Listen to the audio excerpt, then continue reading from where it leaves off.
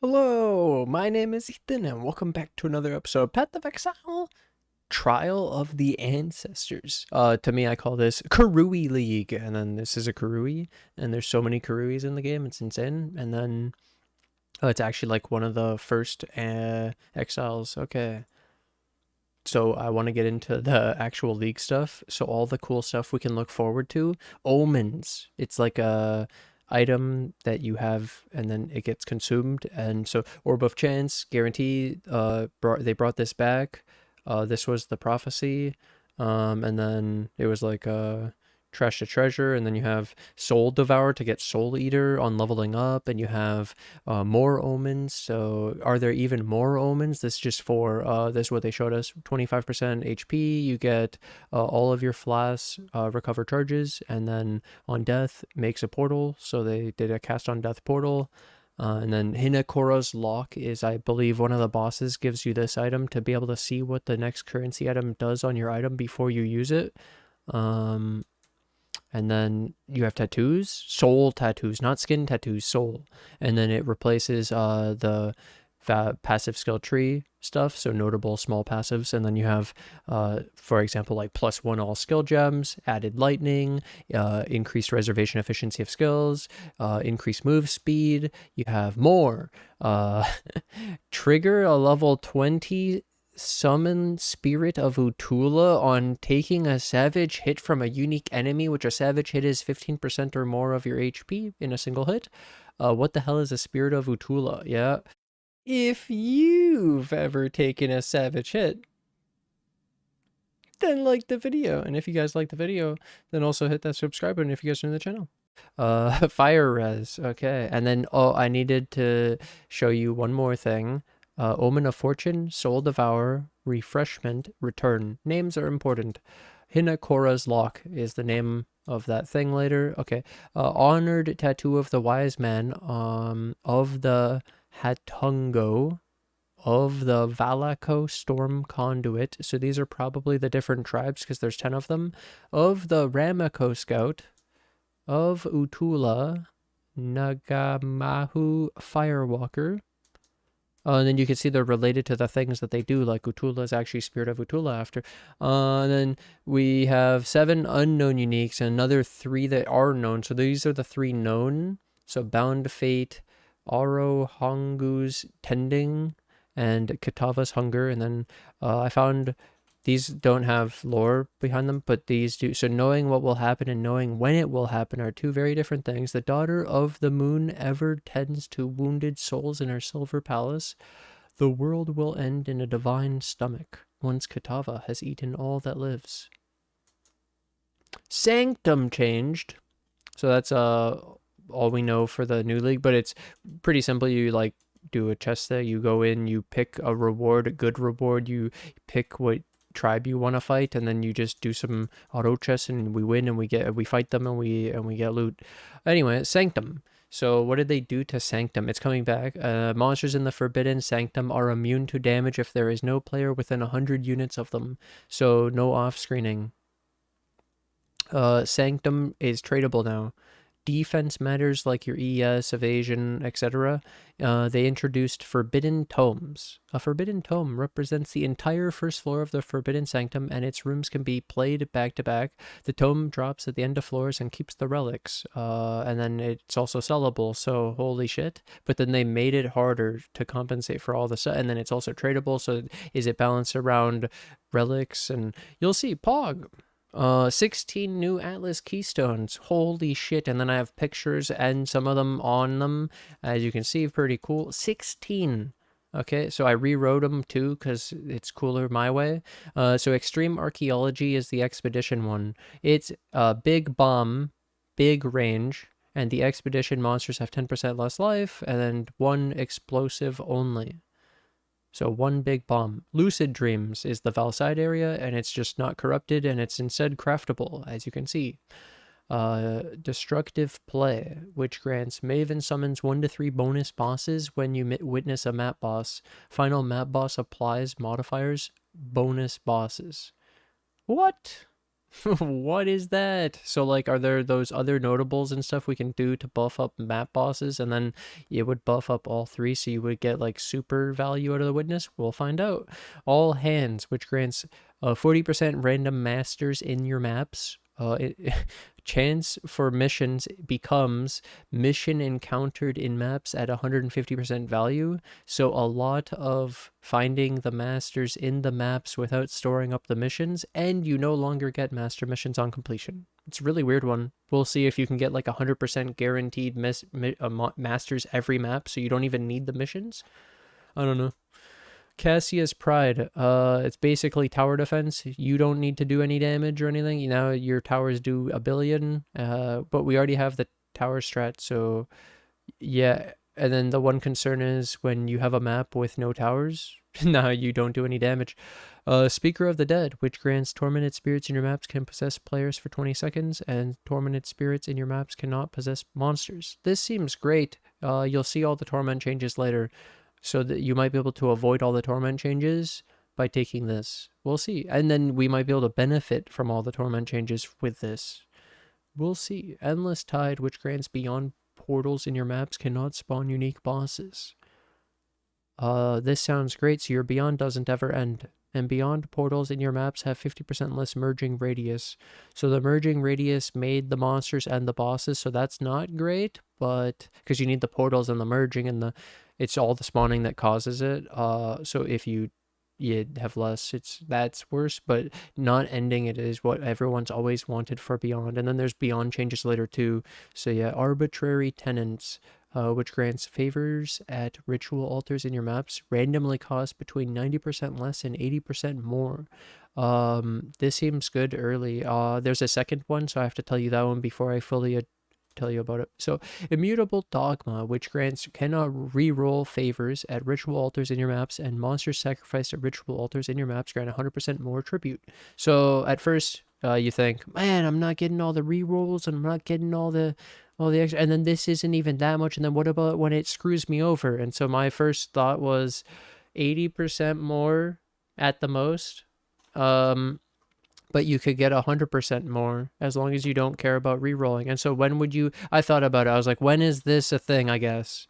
And it's the beginning, because later you can make it when you juice that you don't really have issues with the amount of points, and you can do all the rolling and you maximize it that way later. But in the beginning, technically points could be an issue. And then I also thought, well, if you're buying like half the ritual page, and you have double the points, this is kind of like double ritual, except for the part where you could just defer the actual good loot, but like you do get a almost 1-to-1 ratio of 1,000 points to 1 chaos, so it should be pretty good actually. Early ritual, and then late game we could still do our other ritual. You don't need to use the keystones later, I guess.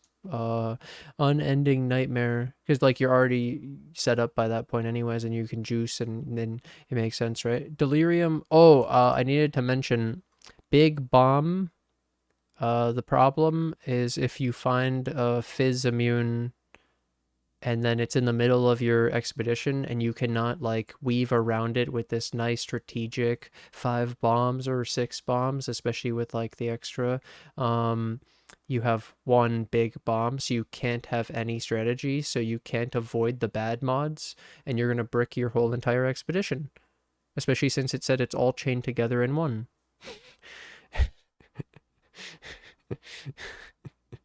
Okay, next. Unending Nightmare, which grants delirium fog in your maps never dissipates. That sounds good.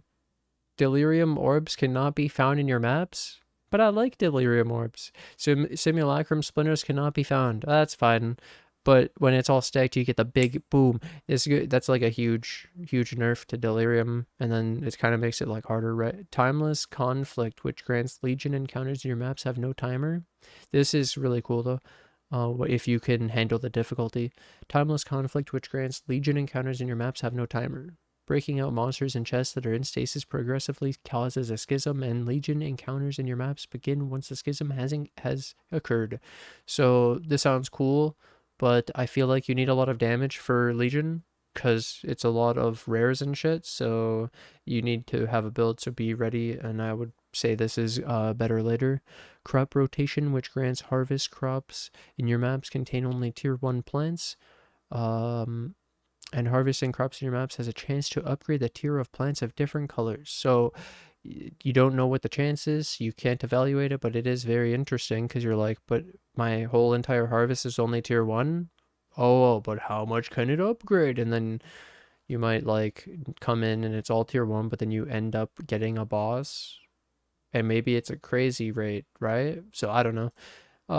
Bold undertakings, which grants fortune favors the brave, applies an additional random option, and so you get 2 random. So there was like ritual and strongbox and domination, so many cool ones, right, on the map device this league. So and there was delirium, I think, and then 100% more cost of the fortune favors the brave map crafting option. But then I believe we lost that notable on the Atlas passive tree that gives you the extra pack size for the Fortune Favors the Brave and the Quant.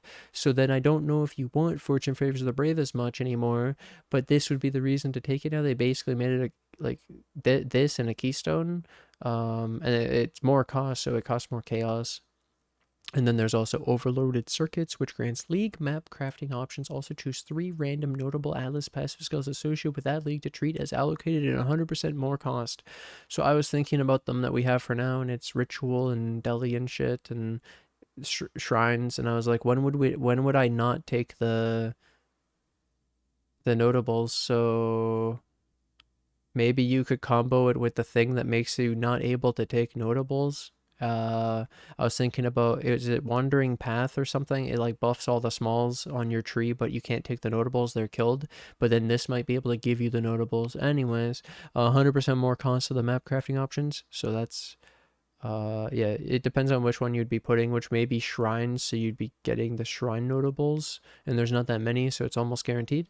Meticulous Appraiser, which grants modifiers to quant of items found in your maps, instead applies to rarity in your maps at 300% of their value. So this sounds insane because of how things have base quant, and it's just the increased quant, and then you could get your shrine, your altars that give you quant would give you a crazy amount of rarity, but you could almost do this with the just scaling of quant and rarity. Do you even need this?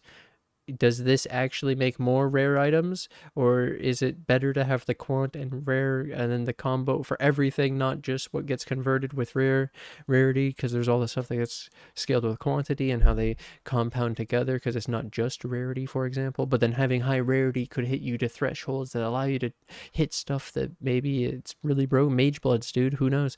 The 7th gate, which grants all possible league map crafting options are available while 6 gateways are allocated. So this basically just says unlock the ritual and the delirium one early, but they cost high chaos, so I don't really know that you're gonna want to do this early. You're probably just gonna be playing the Atlas normal, not using this keystone, and then it's only if you really needed those, and then otherwise you just fill out your Atlas and you unlock the things, and then you don't have to use the keystone and path all 6 gateways. Yeah.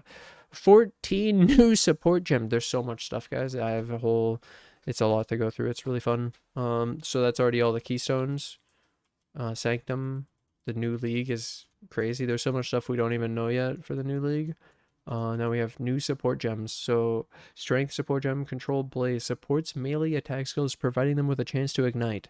Does it work on minions? Supported skills deal more ignite damage for each ignite inflicted with them, but less damage. How much less damage? How much more damage per ignite? Is this Withering Touch but for ignites, and then it's for this person that you supported, and then can it work on minions? So can you make an army of zombies stack up ignites that then deal more damage with ignite if they have a lot of stacks? And is it infinite? And how much less see, just where's all the numbers, dude? There's no. Anyway, strength support gem, corrupting cry, supports war cries, and they do corrupted blood and with the war cry and the exerted attack. Strength support trauma doesn't work on minions, but melee attacks basically can become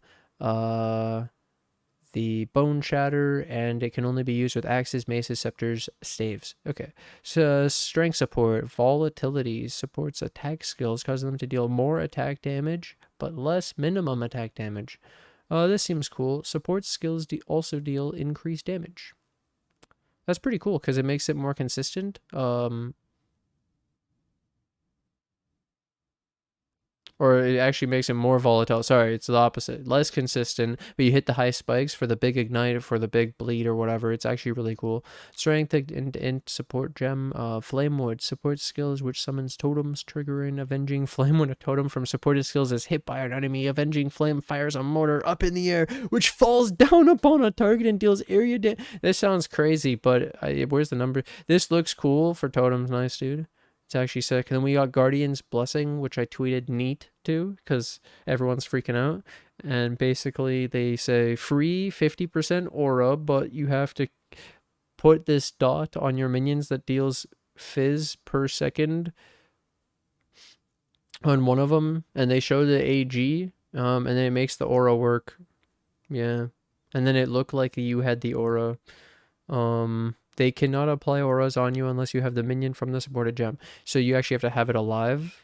So it's like for our build, but then we have to, yeah, it's like Divine Blessing, but without activating. And then we have to keep the minion alive, but it takes up a support gem. But we can get a whole entire aura for free, which sounds really strong. So nice.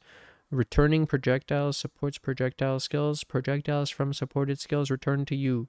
So if it works on minions, neat.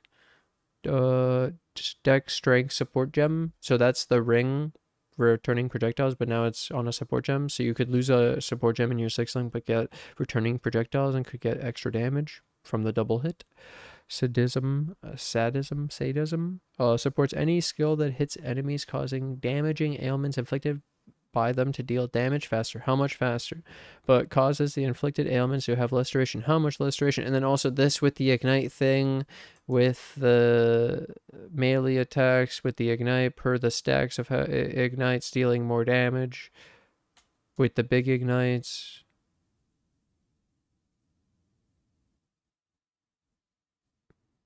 Locust Mine supports attack skills that use bows or wands and fires projectiles ahead. Instead of using that skill, you will throw mines in an arc that uses that skill for you, targeting your location when you detonate them. Okay. Frigid Bond supports link skills. Supports skills damage and chills enemies between you and linked targets. Intelligence support. Fresh Meat supports skills that create minions. Minions? Minions created by supported skills gained Wakened Fury. I looked it up. I don't know what the fuck this is. Adrenaline. Okay. For 10% of their duration. SRS is 5. Skelly is 20. So 10% of 5 is 0.5. And the Skelly is 2 seconds. You get the Skellies up to like a minute. This could be 6 seconds. Burst. Especially actually Val Skelly. This could be pretty good. How long does my Val Skelly last? I have to check that. I don't know that that's gonna be playable. It depends on what this is, right? Because just adrenaline, but Weakened Fury, and then yeah, Val Skelly as well. Okay. Same duration, I'm pretty sure. So Sacrifice supports spell skills that deal damage with hits and have no reservation. These spells sacrifice a percent of your current life to gain additional chaos damage based on how much life was sacrificed. Cannot support orb skills. Wait, they made... That's broken. What? They made the thingy? Oh no. They're... Wow, okay. Cannot modify the skills of minions. Spellblade supports spells that hit enemies, causing them to have added spell damage equal to a percent of damage of equipped one-handed melee weapons. If 2 weapons are equipped, each contributes 60% as much added damage. You would think like AG, and then it cannot modify the skills of minions. Bro. Devourer supports any skill that hits enemies. Killing blows from supported skills consume corpses to recover life and mana. Alright. Then we got Ascendancy reworks. It's Guardian, Chieftain, and then Ascendant and Occultist fix. Okay, because there's a bug. Apparently, it's not a big change. Anyways, the big fucking Guardian change. So it's Harmony of Purpose. Okay. It grants linked targets and allies in your linked beams have 5% to all max LE res. Enemies in your linked beams cannot apply elemental ailments. Enemies in your linked beams have -20 to all LE reses. Radiant Faith. It now grants armor equal to 25% of your reserved mana to you and nearby allies. This aura from your skills grants 5% increased recovery rate of life, mana, and energy shield to you and allies. This was the 1% fizz and 0.2 life regen, so 5% recovery rate is very strong. Probably the best note on the entire Guardian aura stack with that, and it seems strong. It now provides, so this one is now provides every 4 seconds remove curses and elemental ailments from you. Remove not immune, and every 4 seconds regenerate 100% of life over 1 second instead of the 30%. That's a lot of life in 1 second, so it's average out to 25% of life over the 4. Radiant Crusade, it now grants this level 20 summon Sentinel of Radiance. So I write, what the hell is a Sentinel of Radiance at the bottom? And then 10% of damage from hits is taken from your Sentinel of Radiance life before you. Sounds really cool, because that's like the amulet, Jinx Juju, but for Spectres, but this is just a Sentinel of Radiance, and then it also could do some extra stuff that we don't even know, and if it does damage, what is it, and does it scale, and can we... Okay, Bastion of Hope, it now provides 25 block. What the hell? So I write Sentinel of Radiance. Serious power here. The combos are strong. The block. The regen. Okay. Chieftain. Listen to these things. What is this, dude? Enemies you kill have a 5% chance to explode, dealing 500% of their max life as fire damage. Dude. What is that? Okay. What is that? Bro. Modifiers to fire resist also apply to cold and lightning res at 50% of their value. Modifiers to maximum fire resist also apply to max cold and lightning res. Recoup 25% of damage taken by your totems. Totems regen 1 life per second per 4 of your life recovery per second from regen. That sounds good. Totems taunt enemies around them for 4 seconds when summoned. Okay. That's fair. They summon totems, yeah. They also like summon a fuck ton before the boss. They pre-summon totems. Like how we could do skellies in our Val Skelly prep. Anyways. No, this shit's crazy, dude. Non-unique jewels. Think about this, guys. Non-unique jewels cause increases and reductions to other damage types in a large radius to be transformed to apply to fire damage. What the fuck is this? What does this do? This sounds broken. This shit you're stacking, it sounds broken. Non-unique jewels cost small and notable passive skills in a large radius to also grant 3 strength. Both. Like, it's not just that. And that's a bonus. 3. It's like you're doing the Karui. This is the Karui League. Is Chieftain Karui? Because, like... This is Karui League, and that's the Timeless Jewel extra strength from Lethal Pride. Like, that's insane. Free strength. Okay, trigger level 20, Tao Ho was chosen. What's that? Tao Ho is chosen when you attack with a non-Val Slam or strike skill near an enemy. Skills from equipped body armor are supported by level 30 Ancestral Call. 30? Did I read that right? Yep. And the body armor is also equipped with level 20 Fist of War. Wait, so you have an 8-link? 8-link body armor with corruptions for like the +1, +2, plus the whatever's on the body armor that you're using. Could be some unique body armor. I don't know about whatever this fucking build is. Sounds insane. Oh, wait, and there's more. Nearby enemies' fire resist is 0%. So you deal true damage with dot, so ignites, while you're stationary.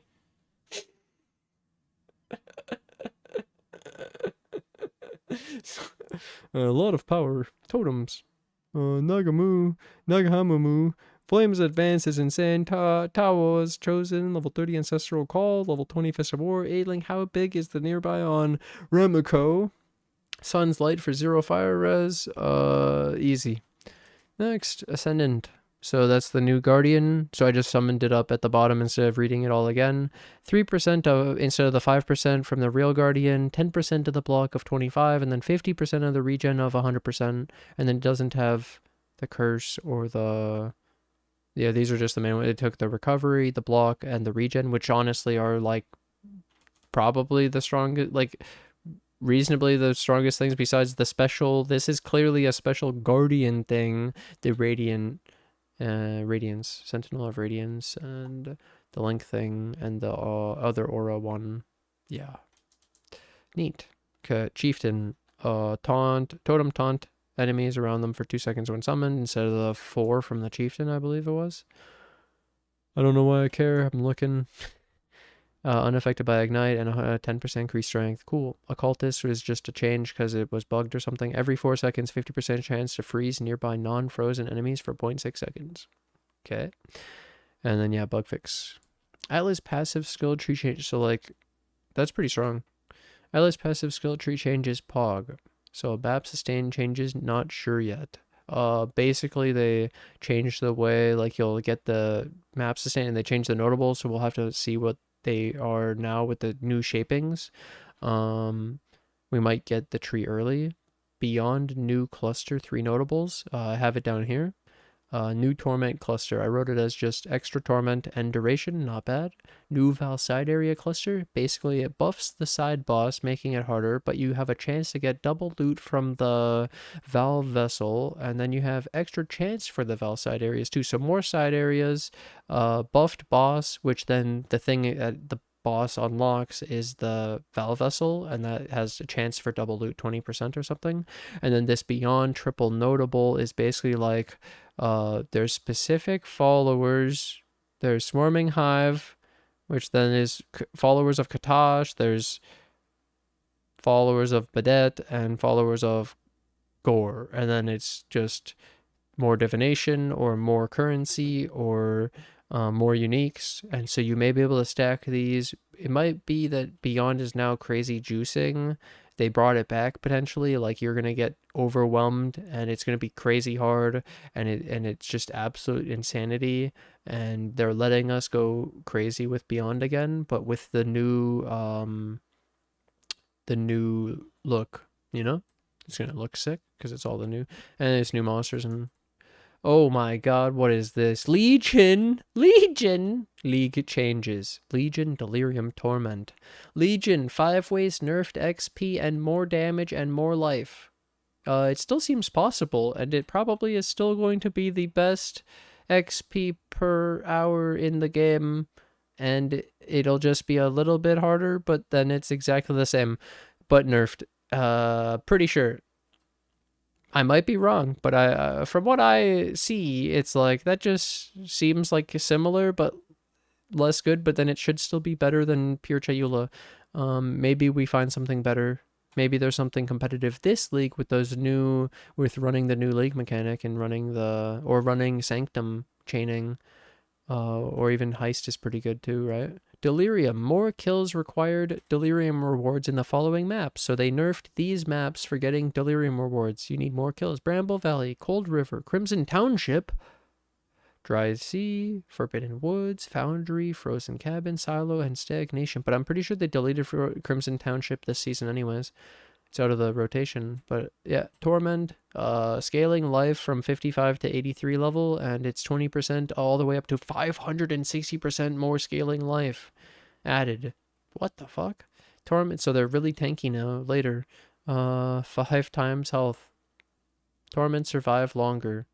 Torments take more damage as it touches. Like buffing up the monsters. Buffed touching AI. And they made the Torment maybe OP, so, but it's going to be like probably giga hard, because then they're buffing up the monster, so that's adding all the modifiers, and then the RNG, especially with the DD Torment. So we might regret having touching everywhere. Okay, so then we might want that notable where we make the thing touch us and no longer touch the monsters, but then the touching might be so rewarding that we have to do it and everything has to get touched and everything's buffed and we're just getting wrecked by torments and we use the omens for the cast of death portals. True. Okay. New torment cluster for the extra torment in the duration too. Think about it, guys. Oh my god. Passive skill tree changes. Dude, how many changes? Told you it was pretty long. New notable, settling ash. Oh no. Oh no. Which provides nearby enemies are covered in ash. If you haven't moved in the past 2 seconds, covered in ash means the enemies can take 20% increased fire damage. Huh? And they have 20% less move speed. Less. Hey, that's pretty good. New notable concussive force, which provides so that chieftain, and then the fire and then all this stuff and fire. Ooh, Karui. Get it, guys? Concussive force, which provides hit stun as though dealing 50% more melee fire damage. Fire and ignites from stunning melee hits deal 20% more damage. Jesus. Hit stun as though dealing 50% more fire damage. Melee fire damage. The notable cauterization, which is, provides bleeding. Enemies cannot inflict bleeding on you. Oh, if we make the enemy bleed, then we can be bleeding. Enemies ignited cannot ignite me. Which, that sounds like my minions could do that. Okay. Ignite immune, bleeding immune. The notable invigorating blaze provides 10 fire dot multi with attack skills. Recover 2% of life when you ignite a non-ignited enemy. Champion of the cause and bannerman cluster has been moved to lava. 10 per seconds to get some extra fizzes fire. Fucking ailment damage faster. These don't work for minions, that's why. The Vengeance Cascade, anointed, notable, returning proj. This is big. Returning projectiles at 150% increased speed. Does that work? Well, we'll find out. I'll have to try and see if it works on the minion projectiles through the new support. Returning and then having extra speed. Quality on anomalous, faster proj support now grants projectiles from supported skills have a 10% chance to return to you instead of 60. Timeless Jewel exclusive strength of blood keystone is 2% additional fizz damage reduction instead of 1% less damage reduction, less damage taken or whatever. So this is a lot worse and it's only fizz damage reduction. For every 3% life recovery per second from leech, it's like a lot worse. It's instead of less damage, it's now fizz damage. Okay. Added a new charge mastery. That's the guardian one. Nearby enemies cannot gain power frenzy endurance charges, so they put it onto the tree as a mastery. The totems taunt enemies around them for 1 second when summoned. Totem mastery has been replaced with 1% of fizz attack dealt by your totems is leached to you as life. That's sick. Oh, I needed to write. How big is the range of the nearby on the covered in ash? Skill balance. Skellies and ruthless. The temporal chain is 25% instead of 40 for the other effects on cursed enemies expire. And then summon Skelly. Val Skelly gets 1 Skelly mage at level 1 instead of 0. So before, when you would Val Skelly, I guess with a level 1, you would only get Val Skelly warriors, and now you can get 1 mage. So this is sick. If dual wielding when using whirling blades, you now attack with both weapons, dealing the damage of both in 1 hit. Whirling blades now has when dual wielding deals 75% of damage from each weapon combined at all gem levels. That's insane. Ruthless support now causes ruthless blows with supported skills to deal more damage with ailments, and this is instead of just bleeding. What the fuck? So it scales ignite and poison? That's honestly the way it always felt like it should have been, but it's a thing. So combustion is int strength now, okay, instead of pure int. And unseen strike, triggered by the hidden blade, unique dagger, no longer has a cooldown of 0.5 seconds. Oh, what is this? Alberons? No, unique balance. Rip. Wait, what'd the other one say? Pog. Wait, what happened? We were pogging. No. The Alberon's Warpath unique boots now also has summon Skelly cannot summon more than one skeleton warrior. This change affects existing versions of the item that have the summon Skelly or permanent. So did they just add this modifier? Summon, you have this item, and you just have summon skeletons who not summon more than once. So you're gonna have permanent, but now you only have one permanent. No, it's rip, dude. Item balance rip. Bro, I liked having my 11 skellies. I walk into Uber Eater, and he just one-shots all of them with the fucking hunger. God damn it, man. Item balance rip. So the delve, another rip. The delve exclusive shield prefix modifier that provided 3 max fire, cold, or lightning res can no longer roll. The veiled modifier, which grants increased duration of ailments you inflict while focused modifier, is now 36 to 40 instead of 81 to 90. Sheesh, that's destroyed. Flask modifiers that grant a percentage of life recovery to minions now grants much higher values to account for minion life scaling to higher values than players, particularly in the end game. So instead of 51 to 80, it's now 100 to 200, because if it's like a 2000 flask and then they have fucking like 100k 150k life, crazy numbers, it needs to be nice. So maybe it's big. This is huge early. Later, not as great. We won't even need it later, but early, interesting. You might be able to cheese some stuff. This is interesting. Crucible passive skill that caused totems to explode on death, dealing a % of their life as fizz, has had its value divided by 20. Conclusion. Excited to see all the tattoos, omens, uniques, the 2 div cards. There's so much new content, lots of potential with the changes, so many league mechanics to try, including the Atlas Keystones. Like, I have to retry them, because there's like the Torment, the Beyond, and then how this scales with everything, and the stacking, and the, juice. And so I'm excited to see all this. So then I put a smiley face and then said, are you excited, Exile? And then if this wasn't enough for you, I also thought of this. This is the Halls of the Dead. So I think this could be where we go with the silver coin to do Trials of the Ancestors. And then there's 10 Karui tribes, and we're going to be playing auto chess, and it's fucking sick. What the hell? This is sick. Look at the art. It's so cool. It's so cool. Karui. And then this is Hinekora. So remember how I showed you in the beginning, there's Hinekora's lock, which is, this is probably one of the tribe bosses of the 10. And then she drops that item. Is she the top one, or is there crazier items than Hinekora's lock? Because it's the one that allows you to see what the next currency item does. And I was thinking, if this is one of the tribe bosses from the league mechanic, and the item shows you what the next currency item used in your item does before actually breaking your item, it's probably like a multi-divine item, like Awakening Orbs and Maven Orbs and shit. It'd be like Orb of Dominance. It'd be now probably like 1 to 4 Divine Orbs. Pretty strong. We'll see how it goes after. And then there's also this. So this was like the high res art, and then they added boom, and it's like, holy, what is that? No way, dude. So Totem Karui League, Chieftain, and then you add it with the logo. And the Trial of the Ancestors, dude. Are you ready? Well, thanks for watching. Thanks for hanging out. And I'll see you guys in the next episode. Bye! Now I'd like to thank my Patreon and YouTube members who financially support the channel. Thank you guys so much for the support. Rico549, David, Stephen with a PH, Stephen with a V, Cynic, Hannes, Lewis, Nicholas, White Wolf, and N8. Thank you guys so much for the support. Bye!